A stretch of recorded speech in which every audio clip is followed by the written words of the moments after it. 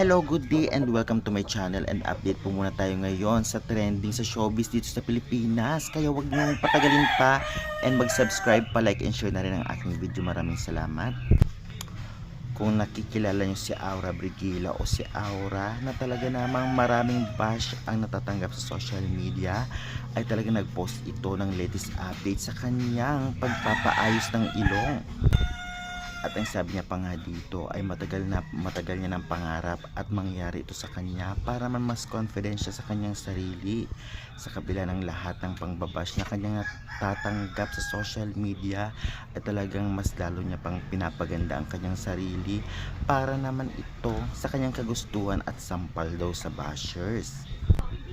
Dahil dito ay pinag-usapan ito at trending sa social media ng ilang netizens. At dahil dyan, marami pa rin siyang natatanggap na haha-react or mga komento galing sa netizens na talagang pangbabash pa rin. Grabe naman. Kaya guys, sa tingin ninyo, bakit kaya nababash pa rin siya hanggang ngayon?